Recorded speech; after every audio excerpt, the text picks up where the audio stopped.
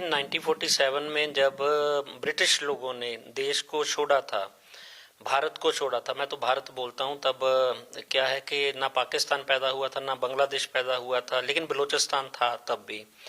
बलूचिस्तान के जो वॉरियर थे उन्होंने अपने आप को 11 अगस्त को आज़ाद करवा लिया था ब्रिटिशों से। पाकिस्तान वालों को एक दिन पहले मिला था भारत से 14 अगस्त को, 15 अगस्त को वो हुआ था। अगर वो अपना 11 अगस्त को अपना फ्रीडम का दिन मनाना चाहते हैं तो पूरे संसार को उसको पीसफुली देखना चाहिए और संसारिक शांति में उनका एक अच्छा कदम मानना चाहिए कि जो अच्छा कदम ले रहे हैं वो अपने आज़ादी का दिन मना रहे हैं तो उनको मनाने देना चाहिए। कई सालों से बलूचिस्तान में कहीं ना कहीं ये आवाज़ उठती थी कि हमें अलग रहना है, लेकिन क्या ऐसी वजह थी जो आपको लगता है कि पाकिस्तान उन्हें अलग नहीं, ज़मीन नहीं देना चाहते थे? लेकिन जो बलूचिस्तान की सरजमीन है, बलूचिस्तान को हमने भी विजिट करने की कोशिश की, लेकिन कुछ परिस्थितियां ऐसी पैदा हो जाती हैं दुनिया की, तो नहीं जा पाते उधर। उधर एक तो मिनरल्स बहुत हैं, दूसरा उधर नेचुरल जो रिसोर्स बोलते हैं, चाहे वो गोल्ड माइन है, चाहे वो सिल्वर माइन है, चाहे वो डायमंड का माइंस है, that is the part in Balochistan. Balochistan में ही है वो, और बाकी का पाकिस्तान जो है उसमें इतना कुछ नहीं उगता।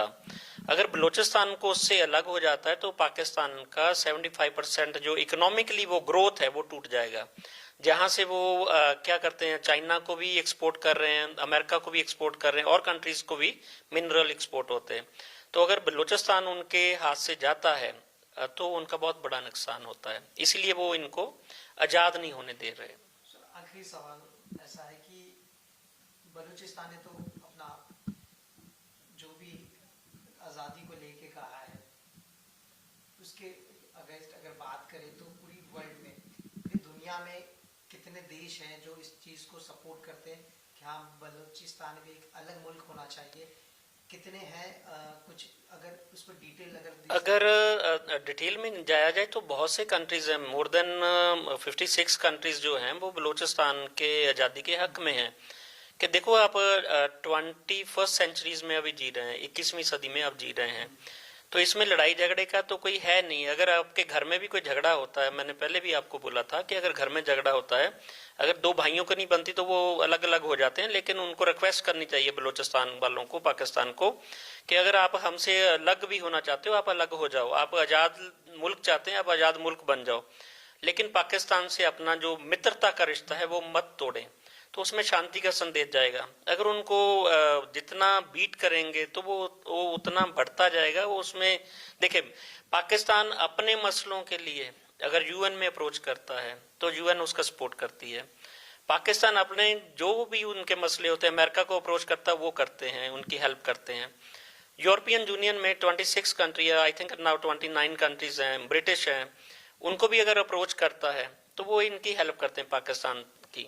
तो जो ये अगर पीसफुल डायलॉग के लिए वो यूएन को बोलेगा कि हमारी दो भाइयों की लड़ाई चल रही है बहुत देर से, बलूचिस्तान और पाकिस्तान की लड़ाई चल रही है, बलूचिस्तान अगर अपना मुल्क बना रहे हैं तो उनमें जो है एक डायलॉग, पीसफुली डायलॉग इनको किसी भी कंट्रीज का लेना चाहिए। इवन जे अगर भारत के नरेंद्र मोदी जी को भी बोलेंगे, पाकिस्तान के जो प्राइम मिनिस्टर हैं, अगर वो बोलेंगे कि मोदी जी हमारे दो भाइयों का लड़ाई चल रहा है, हमारा आपस में बन नहीं रहा, तो हमारे में समझौता करने की कोई गुंजाइश बनती है तो आप जरूर इसमें अपना दखल अंदाजी करें।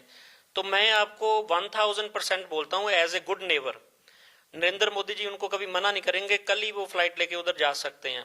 According to the protocol them वो दो भाइयों की सुलह कराने में कभी पीछे नहीं हटते, पूरा वर्ल्ड जानता है इसको।